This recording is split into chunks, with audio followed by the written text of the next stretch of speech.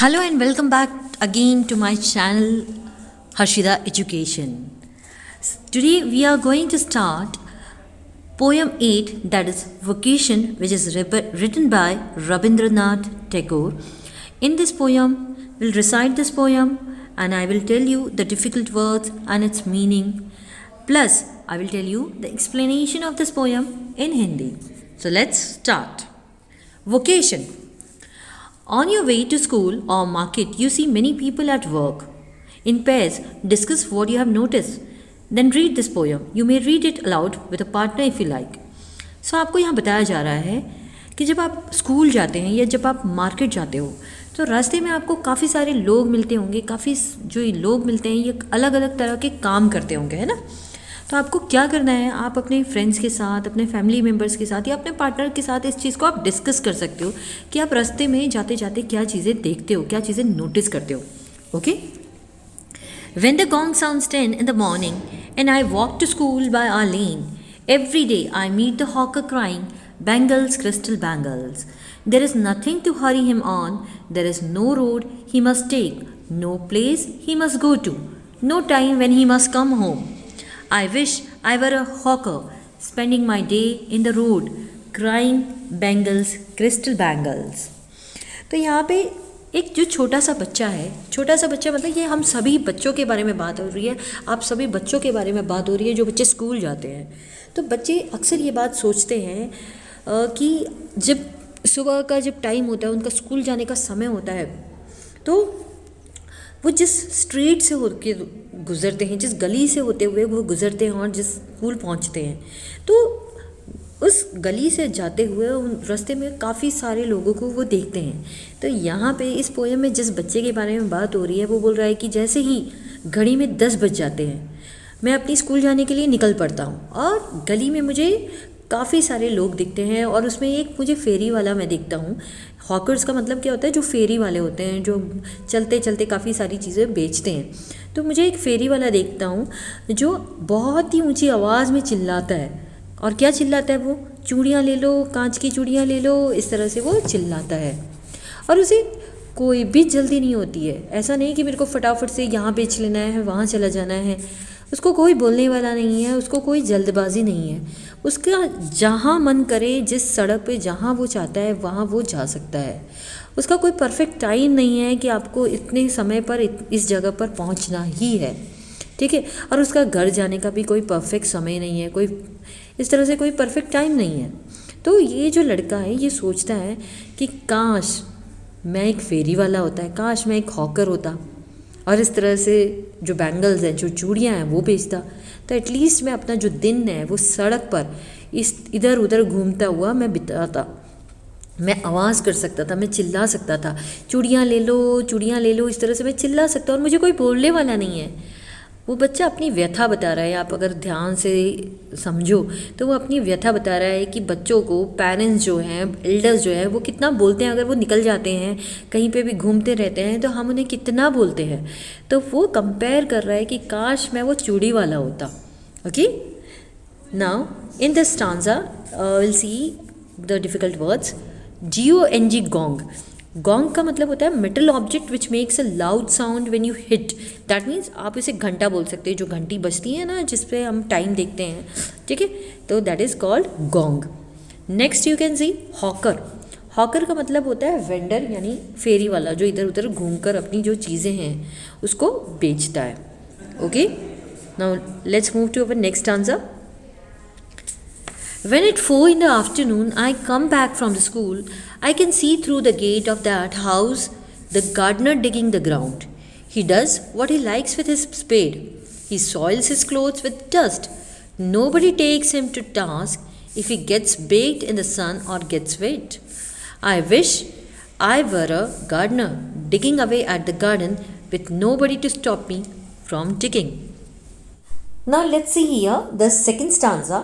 ये जो second stanza ये हमें क्या बता रहा है, जो बच्चा है वो बोलता है when eight 4 in the afternoon I come back from the school, यानी कि जब 4 बज जाते हैं घड़ी में और मेरी स्कूल छूट जाती है, यानी कि मेरा स्कूल से छूटने का टाइम होता है और मैं घर निकलता हूँ स्कूल से, ठीक है। तो अब यहाँ पे क्या हो रहा है, I can see through the gate of that house the gardener digging the ground. तो चलते चलते रास्ते में मैं क्या देखता हूँ, एक घर के पास एक गार्डनर है जो कि ग्राउंड को यानी कि ज़मीन को खोद रहा है, डिग कर रहा है। डिग करना यानी खोद रहा है, ठीक है।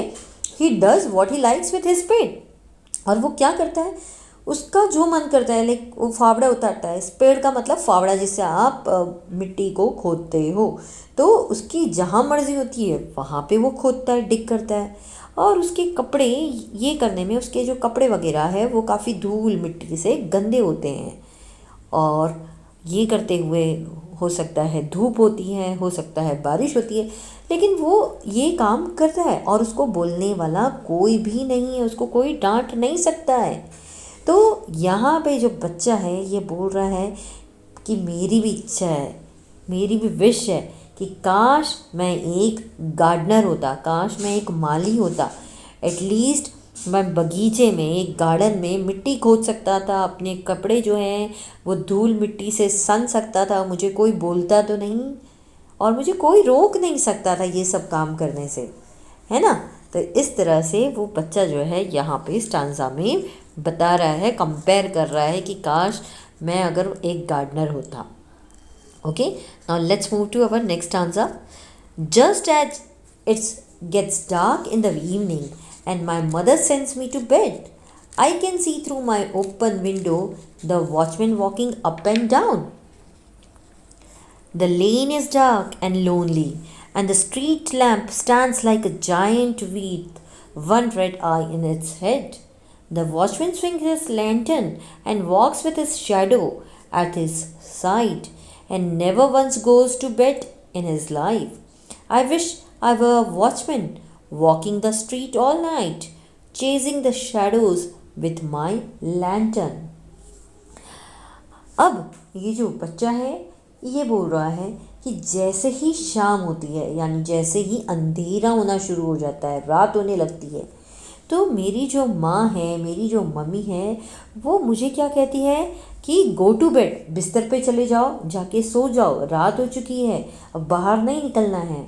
तो मैं क्या कर रहा हूँ, मैं खिड़की को खोल कर खिड़की से देख रहा हूँ, तो बाहर मुझे कौन दिख रहा है, एक वॉचमैन दिख रहा है। वॉचमैन मतलब जो पहरेदारी करता है, रात में सभी जगहों का ध्यान रखता है ना।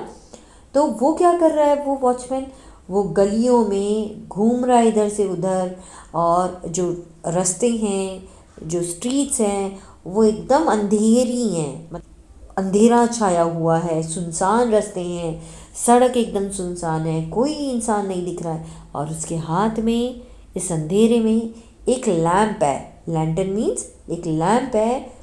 और ये जो लैंप है वो किस तरह से दिख रहा है, मान लो कोई मॉन्स्टर है, ठीक है, जिसके सिर पर एक लाल आँख लगी हुई है। तो इस तरह से वो लग रहा है, लेकिन फिर भी जो पहरेदार है वो क्या कर रहा है, वो अपनी लालटेन जलाता हुआ जा रहा है। तो यहाँ पे जो ये जायंट विथ वन रेड आई आपको बताया गया है, ये लैंप जो स्ट्रीट लैंप्स होती हैं, जो खड़ी होती हैं, जो खंबे खड़े होते हैं और फिर आपको बल्ब चमकता हुआ दिख रहा है, तो इसको यहाँ पे जायंट बताया जा रहा है। लेकिन फिर भी जो वॉचमैन है वो अपनी लालटेन जलाता हुआ घूमता है, देखता है, रास्तों में जाता है, और उसके साथ साथ उसकी जो परछाई हैं वो भी उसके साथ रहती है, पीछे पीछे घूमती है। और वॉचमैन का काम क्या होता है, वो पहरेदारी करता है, सोता नहीं है ना। तो फाइनली जो लड़का है वो विश कर रहा है कि काश मैं भी एक वॉचमैन होता है, एटलीस्ट पूरी रात मैं सड़क पर इधर उधर घूमता रहता और अपने शैडो के साथ खेलता, अपने साए के साथ खेलता। जब हम कई बार अपनी शैडो को देखते हैं तो मम्मियाँ हमें मना करती कि भाई शैडो मत देखो, डर जाओगे, है ना, होता है ना आपके साथ। बस तो यहाँ पे ये जो बच्चा है ये भी अपनी बात बता रहा है कि मम्मियाँ जब रात हो जाती हैं तो बाहर नहीं निकलने देती हैं, अपनी शैडो नहीं देखने देती हैं, हम मज़ा नहीं कर पाते हैं। तो काश मैं एक वॉचमैन होता, एटलीस्ट मैं अपनी शैडो देख सकता, मैं बाहर घूम सकता, रात में एंजॉय कर सकता। तो इस तरह से वो अभी अपने आप को उस वॉचमैन से कंपेयर कर रहा है, उसकी लाइफ का मज़ा बता रहा है। ओके, सो यहाँ पे हम देख लेते हैं कुछ डिफ़िकल्ट वर्ड्स जो आपको लगते हैं। तो लेन, लेन मीन्स होता है स्ट्रीट, यानी कि जिसे आप कह सकते हैं गली। एंड जायंट, यहाँ पे जायंट किसके लिए बताया गया है? मॉन्स्टर, यानी कि कोई राक्षस या दैत्य वगैरह, ठीक है। And chasing, chasing means going after, यानी कि किसी का पीछा करना या फिर पीछे पीछे चलना। Fine. So here we have completed the explanation part and we have seen the difficult words also, its meanings also. So I hope आपको ये जो इसका explanation है ये समझ आया होगा। अगर आपको अच्छे से समझ आ गया हो, प्लीज़ वीडियो के नीचे लाइक के बटन को क्लिक करें और चैनल को सब्सक्राइब करना ना भूलें। Bye bye.